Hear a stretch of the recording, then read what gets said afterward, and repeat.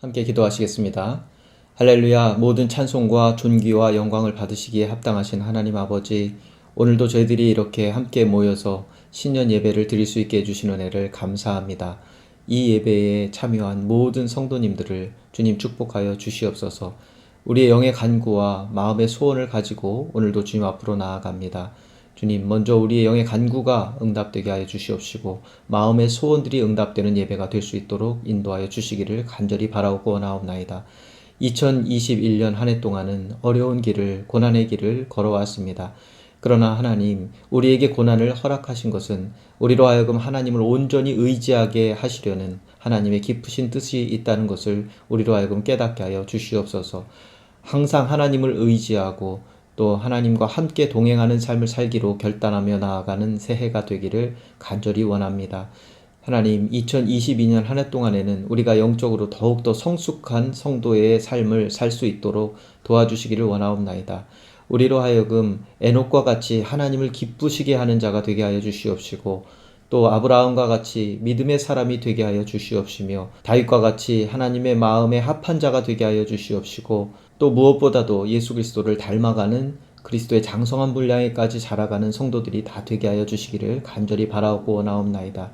말씀 속에서 하나님의 뜻을 깨닫는 한 해가 될 수 있도록 인도하여 주시옵시고 기도 가운데 하나님의 음성을 들으며 하나님과 깊이 교제할 수 있는 삶을 누릴 수 있는 성도들이 되게 하여 주시기를 원하옵나이다. 주님, 우리가 하나 되기를 간절히 바랍니다. 예수님께서 마지막 기도를 올리실 때에 아버지와 아들이 하나 된 것처럼 저들도 하나 되게 해주시기를 기도하신 것을 우리가 기억합니다. 하나님 아버지, 그 예수님의 기도가 우리 삶 속에서 온전히 응답되게 하여 주시옵소서. 우리 가정이 하나 되게 하여 주시기를 원하옵나이다. 부부가 하나 되고 부모 자녀가 하나 되고 형제 자매가 하나 되는 가정 될 수 있도록 인도하여 주시옵소서. 교회가 하나 되게 하여 주시기를 원하옵나이다. 분열된 교회들이 사랑으로 하나 되게 하여 주시옵시고 교단이 하나 되게 하여 주시옵시고 온 세계의 성도가 하나님의 말씀 안에서 하나 되는 교회들이 될 수 있도록 주님 도와주시기를 원하옵나이다. 말세의 때에는 사랑이 식어지리라 말씀하였는데 하나님 아버지, 우리의 사랑이 식어지지 않게 하여 주시옵시고 마음을 다하고 뜻을 다하고 목숨을 다하고 힘을 다하여서 하나님을 사랑하며 또 우리 이웃들을 내 몸과 같이 사랑할 수 있는 성도와 교회가 되게 하여 주시기를 간절히 바라고 원하옵나이다. 하나님, 이 예배를 통하여서 우리가 부족한 것을 깨닫게 하여 주시옵시고 또 우리가 할 수 없는 일들을 주님께 구할 때에 주님께서 말씀 가운데 기도 가운데 역사하여 주시기를 간절히 바라고 원하옵나이다. 예배를 마치고 기도할 때에도 우리가 마땅히 구할 바를 알지 못하나 성령께서 단식함으로 우리 기도를 도우신다 하셨사오니 우리 기도를 도와주셔서 마땅히 구할 것을 구하게 하여 주시옵시고 그 구한 것들이 하나님의 뜻 안에서 이루어지는 놀라운 기적의 역사들이 개인과 가정과 교회에서 일어나게 하여 주시기를 간절히 바라고 원하옵나이다. 오늘도 말씀을 위해서 세우신 주의 종 위에 함께하여 주시옵시고 그 말씀이 선포될 때에 그 말씀이 좌우의 날성검이 되셔서 우리의 혼과 영과 관절 및 골수를 쪼개는 그 하나님의 말씀이 우리를 변화시키는 놀라운 은혜가 있기를 간절히 원하오며 모든 말씀 예수 그리스도의 이름으로 기도드렸사옵나이다. 아멘.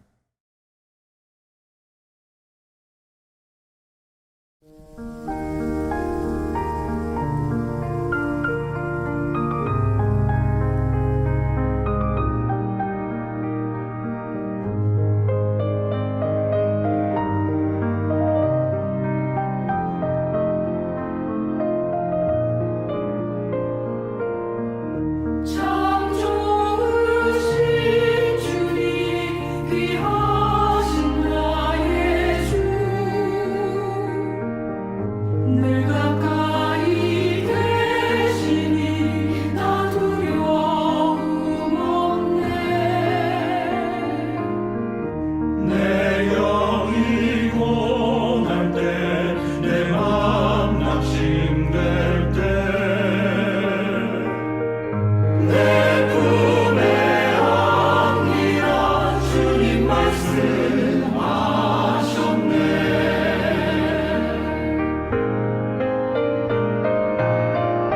광야 같은 세상 주만 의지하며 주의 인도하심 날 강건케 하시며 주의 사랑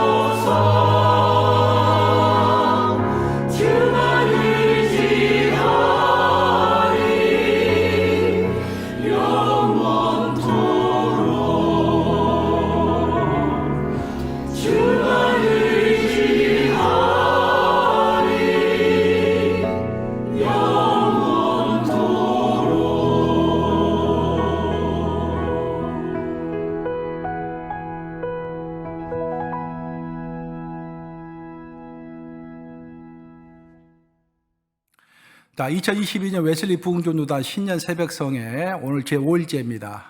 오늘 우리에게 주신 하나님의 말씀은 고린도전서 9장 19절 말씀이고요. 설교 제목은 어떻게 살 것인가? 성공한 생애를 넘어 위대한 생애로가 되겠습니다. 본 말씀을 여러분들 위해서 제가 봉독해 드립니다. 내가 모든 사람에게서 자유로우나 스스로 모든 사람에게 종이 된 것은 더 많은 사람을 얻고자 함이라. 살아계신 하나님의 말씀입니다. 여러분들 지난 2021년도 너무 수고가 많으셨습니다. 참 팬데믹이 거의 2년이 지속되고 있는데요. 이렇게 오래 지속될 것이라고는 우리가 생각을 하지 못했습니다. 이렇게 코로나19 같은 큰 팬데믹이 올 때 우리가 꼭 기억해야 할 하나님의 말씀이 있는데 그것은 아무것도 염려하지 말고 오직 기도와 간구로 너희 구할 것을 감사함으로 하나님께 아뢰라. 그래야하면 모든 지각에 뛰어나신 하나님의 평강이 그리스도 예수 안에서 너희의 마음과 생각을 지키시리라. 여기서 우리가 꼭 잊지 말아야 할 단어는 하나님의 평강이라는 단어입니다. 하나님의 안식일을 이야기하는 것이죠. 상황이 어떻게 하든 간에 우리가 주님을 바라보며 기도하고 인내하면은 결국 하나님께서 우리에게 안식을 주시겠다라는 그런 말입니다. 앞으로 다가올 2022년에는 어떤 일이 있을지 우리가 알 수가 없습니다. 하지만 그 어떤 일이 온다고 할지라도 그 안에서 안식을 누리는 저와 여러분들 되시기를 우리 주님의 이름으로 축원합니다. 우리가 보통 호텔을 가면은 그 호텔이 별이 몇 개인가를 확인을 하곤 합니다. 호텔에는 별이 3개짜리, 4개짜리, 5개짜리 이 호텔이 있습니다. 보통 별이 3개 하면은 일반 호텔을 이야기하는 것입니다. 반면 별이 4개면은 특급 호텔, 상당히 좋은 호텔을 이야기하고요. 별이 5개면은 초특급 호텔, 아주 좋은 호텔을 이야기합니다. 사실 그것을 교회로 비유해서 생각을 해보면은 교회에도 별 3개짜리 교회, 별 4개짜리 교회, 별 5개짜리 교회가 있는 것입니다. 별 3개짜리, 4개짜리 교회가 되는 것은 그리 어려운 일이 아닙니다. 좋은 건물에 좋은 시설이 있고요. 조직이 잘 갖춰져 있고 프로그램이 좋으면은 얼마든지 별 3개, 4개가 될 수 있습니다. 오늘날 많은 교회들은 열심히 활동을 하기 때문에 대부분 교회가 제가 봤을 때는 3개, 4개는 될 것 같아요. 근데 문제는 별 5개짜리가 되기는 쉽지 않다라는 거예요. 그럼 어떻게 해야 별 5개짜리 교회가 될 수 있을 것인가? 그래서 호텔로 비유해서 이야기하면은 호텔이 아무리 좋은 건물과 시설을 가지고 있어도요, 서비스의 질이 좋지 않으면은 결코 별 5개짜리 호텔이 될 수가 없습니다. 다른 말로 하면은 물질이 사람을 편안하게 해주기보다는 사람이 사람을 편안하게 해줄 수 있을 때, 그 서비스의 질이 좋을 때, 그때 별 5개짜리 호텔이 되는 거예요. 교회도 마찬가지입니다.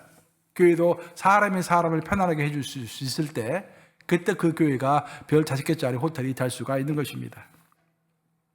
오늘날 제가 목회하면서 가장 많이 듣는 말 중에 하나가 목사님 저 상처받았습니다라는 그런 말을 많이 듣습니다. 정말 상처라는 것은 시와 때를 가리지 않는 것 같아요. 직장에서는 물론이고 교회에서도 상처받고 심지어는 가정에서도 상처받았다 해서 이렇게 상담을 하시는 분들이 있습니다. 그래서 오늘날 미국에서 가장 많이 팔리는 약이 바로 안정제입니다, 여러분들. 미국에 이제 약이 많잖아요. 그 많고 많은 약 중에서도 가장 많이 팔리는 약은 안정제, 즉 아스피린이라든지 수면제, 신경안정제. 그런 약이 미국에서요, 하루만 해도 30톤씩 팔려나갑니다. 여러분, 그 조그만 알약이 30톤, 그 어마어마한 무게죠. 그 하루에 팔려나가는 거예요, 미국에서. 많은 사람들이 심신이 리듬을 타지 못하고 항상 얼러트, 경계되어 있기 때문에, 항상 경직되어 있기 때문에 잠을 제대로 자지 못합니다. 밤이 되면은 안절부절하지 못하고 잠을 자지 못하고 수면 불면증이죠. 그 불면증 환자가 미국에 7천만 명이 넘습니다. 4명 중 1명은 불면증 환자인 것입니다. 이처럼 상처가 범람하고 신경이 안정되지 못하는 이 시대에 사람들이 교회에 와서 가장 많이 갈구하는 것 중에 하나가 바로 안식을 하는 것입니다. 안식이라는 것은 기본적으로 하나님으로부터 오는 것이죠. 그래서 우리가 환경이 어떻든 다른 사람이 나를 얼마나 괴롭히든 나는 하나님만 바라보면서 가겠다라고 하면은 그것도 성경적인 방법입니다. 기본적으로 안식은 하나님으로부터 오는 것이기 때문에.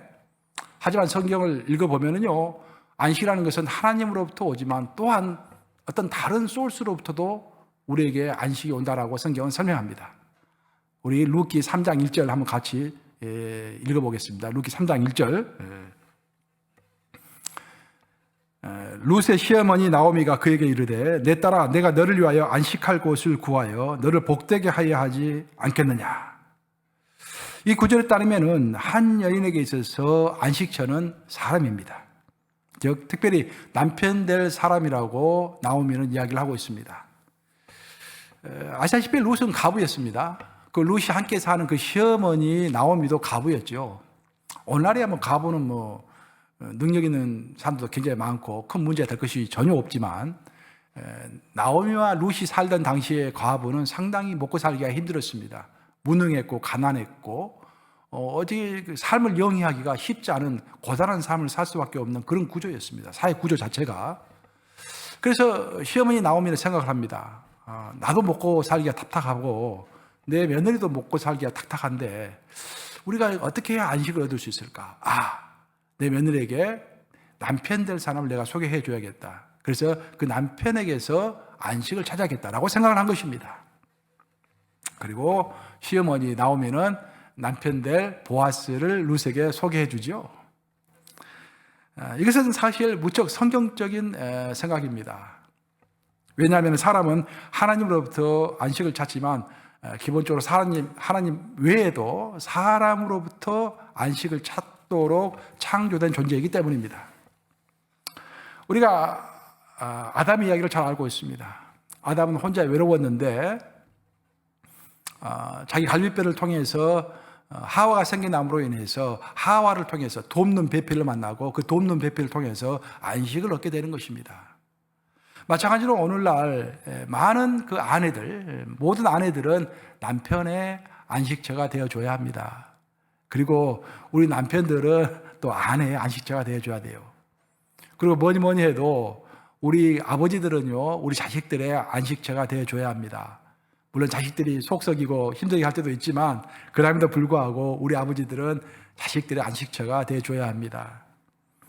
그리고 성도들에게 있어서 안식처는 사실 하나님과 아울러서 목사님입니다. 그리고 목사님의 안식처는 하나님과 아울러서 성도들이 목사님의 안식처가 되어줘야 하는 것입니다. 많은 사람들이 크게 존경하는 우리 한국에 나온 위대한 목사님, 그 고 한경진 목사님. 그 한경진 목사님이 은퇴하시고 나서 그런 말을 한 적이 있어요. 이제 공의석상에서 아무리 천사처럼 목회를 해도 마귀처럼 힘들게 하는 성도가 있고 아무리 마귀처럼 목회를 해도 천사처럼 떠받드는 성도가 있다. 저는 그 말을 듣고서 깜짝 놀랐습니다. 아니, 한경진 목사님 같은 분은 너무도 이제 존경스러운 분이기 때문에 모든 사람이 존경하고 모든 사람이 따르고 모든 사람이 사랑하는 줄만 알았어요. 근데 목사님도 괴로운 성도들이 있었다라는 거예요. 그래서 아무리 천사처럼 목회를 해도 마귀처럼 힘들게 하는 성도가 있고 아무리 마귀처럼 목회를 해도 천사처럼 떠받드는 성도가 있다라는 그런 고백을 한 것입니다. 사랑하는 여러분, 오늘날 이 교회의 문제, 이 사회의 문제, 이 가정의 문제는 서로가 서로의 안식처가 되어주지 않는다고 아우성을 치는 데에 있습니다. 오늘 많은 사람들이 아우성을 치는 거예요. 왜 나의 안식처가 되어주지 않느냐고. 하지만 우리는 이 시간부터라도 바로 내 자신이 다른 사람들의 안식처가 되어주기를 다짐해야 할 줄로 믿습니다. 특히 2022년 올 한 해는 정말 내가 다른 사람의 안식처가 되어줘야겠다. 누구의 안식처가 되어줄 것인가. 내 배우자의 안식처, 내 자식의 안식처, 목사님의 안식처, 내 사랑하는 다른 성도들의 안식처, 그런 사람들의 안식처가 되어주지는 한 해가 되시기를 우리 주님의 이름으로 축복합니다. 우리 가운데 있어야 할 안식, 특히 교회에서의 안식이 깨지는 이유는 무엇보다도 어떤 문제의 원인을 내 자신에게서 찾기보다는 다른 사람과 환경에서 찾기 때문에 나의 안식이 깨지는 경우가 참 많습니다. 사실 어떤 문제의 원인을 우리는 내 자신에서 찾지 않아요. 항상 환경이라든지 타인을 향해서 문제의 원인을 찾는 경우가 많습니다. 그러면서 참 이상하게도 내 안에 있는 안식이 깨지는 것입니다. 제가 이렇게 목사 안수를 받고요. 첫 번째로 목회했던 교회가 그 캠퍼스, 대학 캠퍼스 바로 옆에 있었던 그런 교회입니다. 그러다 보니까 그 교회는 이제 학부 학생들하고 대학원생들이 굉장히 많아요. 특별히 대학원생들 중에서 음악대학원 학생들이 많이 있었습니다. 그래서 교회가 음악이 아주 풍성했어요. 근데 그 음악대학원 학생 중에 그 남학생 한 명이 우리 교회 피아노 반주를 하고 있었는데 그 별명이 피아노 신동입니다. 피아노 얼마나 잘 치면은 음악대학원 학생들이 그 청년을 향해서 피아노 신동이라고 하겠어요. 굉장히 피아노를 잘 칩니다. 근데 그 당시에 이제 저희 교회가 좀 재정적으로 넉넉지 못해가지고 피아노를 새로 구입해야 하는데 구입하지 못하고 있었어요. 오래된 피아노를 사용하고 있었는데 그 피아노가 건반이 2개가 깨져 있었습니다. 근데 건반이 2개 깨진 피아노를 가지고서도 이 청년이 아주 피아노를 기가 막히게 치기 때문에 은혜스러운 거예요. 담임 목사님 저는 얼마나 감사하겠습니까? 그 청년에게. 그래서 한 번에 제가 그 청년에게 그런 이야기를 했어요. 아, 너 같은 피아노 신동에게 이렇게 좋지 않은 피아노를 줘서 미안하다. 조금만 참아라. 내가 좋은 피아노를 구입할 테니까 그때까지만 좀 참고 피아노 반주를 잘해라. 그렇게 이야기했더니 그 친구가 갑자기 정색을 하는 거예요. 그래서 다시 이야기합니다. 목사님, 프로는 악기 탓을 하지 않습니다. 저는 어떠한 악기가 주어지든지 최선을 다해서 연주할 뿐입니다. 이야, 그 이야기를 듣고서 제가 깜짝 놀랐습니다. 나이가 어린 이 친구에게 그런 소리를 듣고 나니까 마치 하나님이 저에게 하시는 소리 같았어요. 사실 저도 첫 목회지에서 야, 나를 조금만 더 좋은 교로 보내면 내가 목회를 더 잘할 수 있을 텐데 그런 마음이 저도 많이 있었죠. 하지만 그것이 아닌 거예요. 프로는 악기 탓을 하지 않는다. 프로는 환경 탓을 하지 않는다. 프로는 다른 사람 탓하지 않는다. 프로는 오직 자신을 탓할 뿐이다. 사실 우리의 신앙이 어린아이 신앙에서 장성한 분량의 신앙으로 자라갔는지 아니면 아마추어의 신앙에서 프로의 신앙으로 옮겨갔는지라는 것을 깨닫는 어떤 판단하는 기준이 있다고 한다면 그 기준이 바로 어떤 어려운 일이 생겼을 때 그것을 내 탓을 하느냐 아니면 환경 탓을 하느냐 아니면 남 탓을 하느냐 그것을 보면은 내가 성숙한 자인지 내가 신앙생활의 프로인지 아니면 아마추어인지 어느 정도 분별할 수 있다는 그런 이야기입니다. 여러분 아시다시피 교회라는 것은 이 성과 속이 함께 만나는 곳입니다. 교회는 성스러운 곳이지만 이 교회가 속된 곳에 있기 때문에 또 교회 자체는 하나님의 몸된 교회이지만 이 교회 구성원들 즉 성도들은 세상에 속해 있는 속된 사람들이기 때문에 항상 성과 속에 갈등 가운데 있을 수밖에 없습니다. 그때 이렇게 우리가 문제를 만날 때마다 항상 환경 탓을 하고 남 탓을 한다고 한다면은 갈등은 더욱더 심해지고 우리 마음 가운데 안식은 사라지겠죠. 하지만 모든 문제의 원인을 혹시 내가 잘못한 것은 아닌가 나를 돌아보았을 때 우리 가운데 안식은 충만하게 유지가 될 수 있을 것입니다. 언젠가 제가 그 중국의 위대한 기독교 지도자 워치만니의 간증집을 읽고서 감명을 받은 적이 있습니다. 그 간증집을 읽어보면 워치만니가 농촌에서 목회할 때 있었던 일을 소개하고 있어요. 그 농촌교회에는 아주 믿음이 좋은 어떤 시골 농부가 하나 있었습니다. 그 시골 농부는 아주 믿음이 좋아서 기도도 열심히 하고 굉장히 교회를 위해서 헌신적으로 일을 했어요. 그 농부의 노는 어떤 개울가 옆에 있었습니다. 그래서 항상 물이 풍족했어요. 그러던 어느 날 한여름에 큰 기근이 중국에 찾아옵니다. 논들이 쩍쩍 벌어지는 거예요. 물이 없어가지고. 하지만 그 농부의 노는 바로 그 개울가 옆에 있었기 때문에 그렇게 큰 문제가 없었습니다. 근데 옆에 있는 이웃들이 그 물이 없어서 안타까운 심정에 마음의 작정을 하고서 그 농부의 논에서 그 크리스찬 농부의 논에서 물을 빼서 몰래 도둑질하기 시작한 것입니다. 그 농부는 화가 났어요. 그래서 이웃집을 찾아갔습니다. 왜 내 논에서 물을 빼가느냐고 막 호통을 쳤습니다. 그럼에도 불구하고 또 물을 빼가는 거예요. 2번, 3번 이렇게 물을 계속 빼갑니다. 크리스찬이었기 때문에 아주 심하게 하진 않았지만 굉장히 기분이 언짢아가지고 그래도 가서 퍼부었습니다. 이거 옳지 못한 일이라고 정당한 일이 아니라고 막 이렇게 꾸짖었습니다.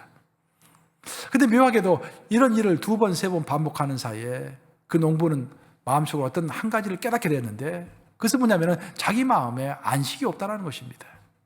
평강이 없고 분노만 있을 뿐이지 분명히 자기는 옳은 일, 정당한 일을 하고 있음에도 불구하고 그 마음에 안식이 없는 것을 깨닫게 된 것입니다.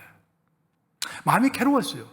그래서 하나님께 기도하기 시작합니다. 하나님, 저는 지금 옳은 일을 하고 있습니다. 지금 저는 정당한 일을 하고 있습니다.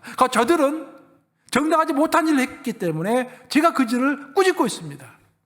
그런데 이상하게도 내 마음에는 옳은 일을 하고 있음에도 불구하고 평강이 없습니다. 안식이 없습니다. 뭐가 잘못된 것입니까? 그때 하나님이 답변하시더래요. 사랑하는 아들아, 너는 왜 꼭 옳은 일만 하려고 하느냐? 옳은 일을 뛰어넘어서 위대한 일을 할 수는 없느냐? 라고 물어보시더래요. 농부가 깜짝 놀랐습니다. 하나님, 옳은 일, 정당한 일, 그것을 뛰어넘는 위대한 일이라는 것이 도대체 어떤 것이 위대한 일입니까? 라고 물어본 거예요. 그때 하나님 답변하셨습니다. 사랑하는 아들아, 내가 너에게 해준 것처럼 너도 다른 사람에게 그렇게 해줄 수 없니? 그 말 듣고서 농부가 가만히 생각해 보았습니다. 그간 그렇게 못된 죄인인 자신을 하나님 얼마나 사랑해 주셨던가. 자기에게 먼저 찾아오셔서 복음을 전해주신 하나님, 그 은혜, 그 섭리, 그런 걸 생각하면서 크게 깨달은 바가 있었습니다. 농부는 벌떡 일어서가지고 자기 논으로 가서 자기 논에 있는 물을 다 빼내서 옆에 논들에게 다 대주기 시작했습니다. 그때야 그를 잃어버렸던 안식, 평강, 기쁨이 그게 다시 찾아오는 것을 느꼈다라는 것입니다. 그 이야기를 오치완이의 간증집에서 제가 읽고서 제 마음에 큰 감동이 있었습니다. 도대체 무엇이 변한 걸까요? 농부의 관점이 변한 것입니다. 농부의 태도가 변한 것입니다. 그전에 농부는 항상 옳은 일, 정당한 일만 생각하는 그런 농부였습니다. 그런 농부가 시야를 넓혀서 그 마음의 용량을 넓혀서 옳은 일보다도 더 위대한 일을 추구하고 정당한 일보다도 포용하는 일, 또 배려하는 일, 그런 것으로 관점과 태도를 바꿨을 때 그의 마음에 평강이 찾아왔다라는 그런 이야기입니다. 사랑하는 여러분, 우리 모두는 각자의 차원이라는 틀 속에서 인생을 살아갑니다. 이 농촌의 그리스도인은 처음에는 모든 일을 정당성의 차원에서 해결하고자 했습니다. 옳고 그름을 정확하게 따진 것입니다. 그것이 잘못된 것은 아니었지만 그런 행동을 통해서 그와 이웃의 관계는 악화되었고, 관계가 악화되면서 그의 마음에는 평강이 없었던 것입니다. 안식을 잃어버린 것이죠. 그래서 그는 하나님께 기도했고, 결국 그 기도를 통해서 그의 판단과 행동의 차원을 정당성의 차원에서 수용과 희생과 배려의 차원으로 그 차원을 바꾼 것입니다. 바로 그때 그와 그 이웃에게 큰 평강이 찾아왔고, 큰 안식이 찾아왔고, 큰 기쁨이 찾아왔던 것입니다. 이처럼 성경이 가르치는 기독인의 삶이라는 것은 옳은 일에서 위대한 일로, 그리고 정당한 차원에서 수용과 희생과 감동의 차원으로 발전하는 삶, 그것이 바로 우리 크리스찬들의 삶인 것입니다. 그것이 바로 우리 예수님이 우리에게 모범으로 보여주셨던 그런 삶입니다. 예수님이 뭐라고 하셨죠? 누가 너에게 오른쪽 뺨을 때리거들랑 왼쪽 뺨을 내밀어라. 누가 너에게 겉옷을 빼앗걸랑 너의 속옷도 벗어서 주어라. 그렇죠? 위대한 일의 차원이죠. 정당성의 차원에서는 그렇게 하면 안 되죠. 하지만 위대한 일의 차원에서는 그렇게 해야 하는 것입니다. 그때 우리가 그렇게 살아갈 때 하나님께서 우리에게 주신 안식과 평강을 빼앗기지 않는 것이죠. 저는 오늘 본문 말씀을 고린도전서에서 찾았습니다. 고린도 교회는 사도 바울을 많이 힘들게 했던 그런 교회입니다. 자기를 힘들게 하는 그런 교회에게 사도 바울이 자신의 삶을 변론하는 내용이 바로 고린도전서 9장의 내용입니다. 저는 이제 특별히 9장 중에서 19절 한 절을 꼽았지만 그 전후 문맥을 보면 이런 이야기예요. 사도 바울은 이렇게 이야기하고 있습니다. 나는 율법으로부터 자유로운 자로서 무엇이든지 먹고 마실 수가 있다.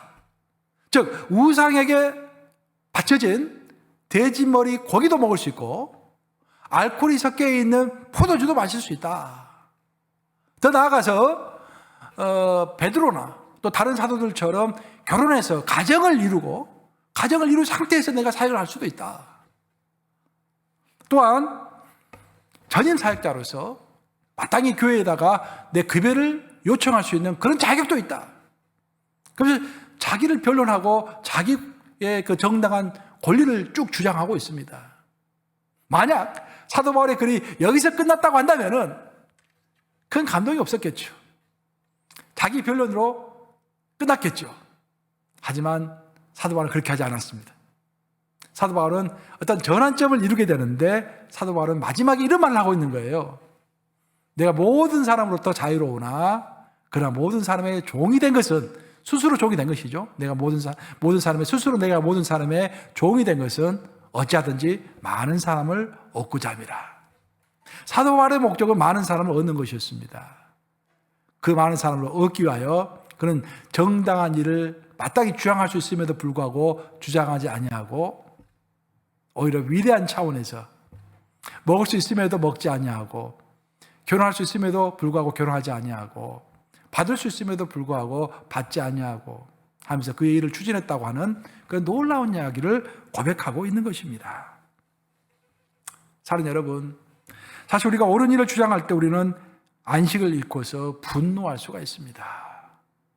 그 옳은 일을 주장하는 사람들의 최후가 분노일 경우가 참 많습니다. 하지만 우리가 위대한 일을 추구할 때 우리는 감동의 차원에 머물게 되고 그 감동의 차원 안에서 참 안식을 누릴 수가 있는 것입니다. 제가 전도사 시절 때 전도사 1년 차에 제가 이제 EM 목회를 했습니다. EM 패스터로서 일을 했어요. 그때 이제 그 학부 학생들이 이제 교회 많이 있었고 그 학부 학생들 데리고 제가 이제 EM 패스를 했었는데 제가 전도사 1년 차에 딱 가봤더니 4학년 학생이 몇 명 있는데 그중 한 학생이 굉장히 까칠합니다. 성경 공부를 해도 뭐 불만이 많고 비판도 많고요. 뭐 설교를 하고 나면 또 설교에 대해서 이런 말 저런 말 하고 이게 참 막내 아들 뻘인데 이게 참 막내 아들이 아니에요. 막내 동생 이제 그런 뻘인데 참 기분이 별로 좋지 않았습니다. 하지만 전도사 즉 제가 이제 하나님의 길을 가겠다고 다짐을 하고 신학교를 간 1년 차였기 때문에 꼭 참고 제가 견뎠어요. 인내 또 인내. 그렇게 해서 그 학생이 이제 드디어 졸업을 하게 됐어요. 그 학생이 졸업하던 날 참 기분이 좋았습니다. 이제 드디어 나도 해방이구나 그런 생각이 좀 들었어요. 그러나서 그 학생을 잊어버렸어요 제가. 근데 한 몇 달 후에 편지 하나가 제게 왔는데 그 청년이 보낸 편지예요. 그 학생이 그렇게 편지를 써놨습니다. 전도사님, 저 때문에 많이 힘드셨죠?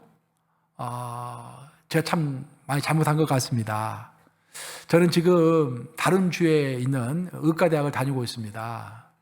근데 의대생이 되니까 론을 받게 되었습니다. 그리고 론을 받고 보니 갑자기 교회 생각이 들고 전도사님 생각이 났습니다. 그래서 제가 의대생들이 받는 론의 금액의 10분의 1을 11조로 교회로 드립니다. 라고 체크 하나가 딱 그 안에 있는 거예요. 이야, 그때 내가 얼마나 놀랐는지. 그 청년이 다시 보이고 무엇보다도 내가 그 청년과 다투지 않고 인내하고 또 인내하기를 정말 잘했구나라는 그런 생각이 들었습니다. 이처럼 우리가 어떤 원인을 다른 사람에게서 찾고 또 환경에서 찾으면서 다툴 때 우리가 안식을 잃어버릴 뿐만 아니라 삶의 열매, 사역의 열매도 잃어버릴 수가 있는 것입니다. 이제 말씀 마무리합니다. 언젠가 아주 명망 있는 목사님이 계셨는데 그 명망 있는 목사님에게 어떤 젊은 청년이 찾아왔더래요. 그래서 목사님에게 부탁을 합니다. 목사님, 정말 저에게 완벽한 교회를 하나 소개시켜 주시기 바랍니다. 저는 그런 교회 가서 꼭 신앙생활을 하고 싶습니다. 그때 그 목사님이 그 청년을 보면서 빙그레 웃으시면서 이렇게 답변했다고 합니다. 청년이요, 자네가 만약 그 완벽한 교회를 찾거들라 가장 먼저 나에게 알려주게. 내가 그 교회 가서 나도 그 교회 멤버가 되고 싶네. 하지만 자네는 절대로 그 교회 멤버가 되면 안 되네. 그렇게 이야기를 하더래요. 그 청년이 기분이 별로 좋지 않았습니다. 목사님, 왜 내가 그런 완벽한 교회 멤버가 되면 안 됩니까? 목사님 말씀하십니다. 청년이요, 그 완벽한 교회에 자네 같은 불완전한 사람이 들어가면은 그 교회의 완전성이 깨지기 때문이라네. 그렇게 답변하였습니다. 사랑하는 여러분,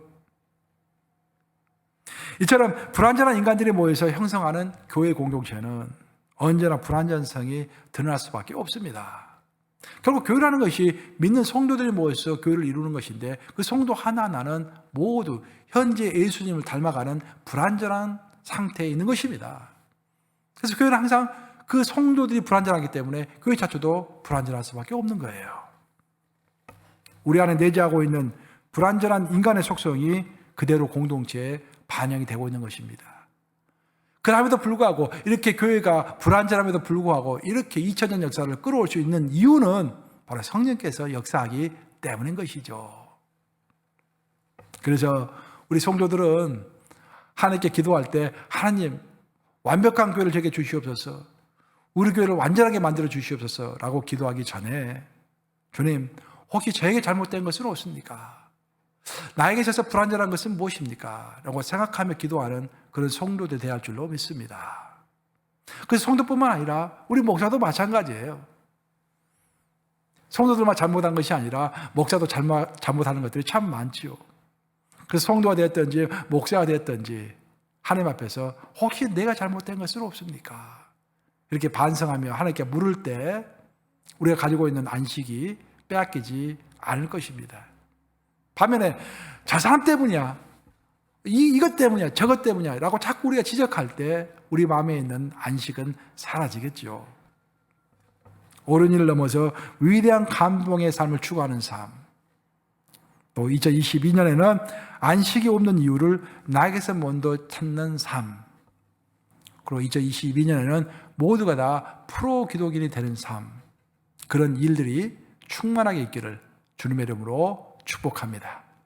우리 함께 기도하시겠습니다. 하늘에 계신 우리 아버지여, 이름이 거룩히 여김을 받으시오며 나라에 임하옵시며 뜻이 하늘에서 이룬 것 같이 땅에서도 이루어지이다. 오늘날 우리에게 일용할 양식을 주옵시고 우리가 우리에게 죄 지은 자를 사하여 준 것 같이 우리 죄를 사하여 주옵시고 우리를 시험에 들게 하지 마옵시고 다만 악에서 구하옵소서. 대개 나라와 권세와 영광이 아버지께 영원히 있사옵나이다. 아멘. 자, 오늘 들은 설교 말씀을 가지고 여러분들 이제 각자 개인 기도를 하는 시간을 갖도록 하겠습니다.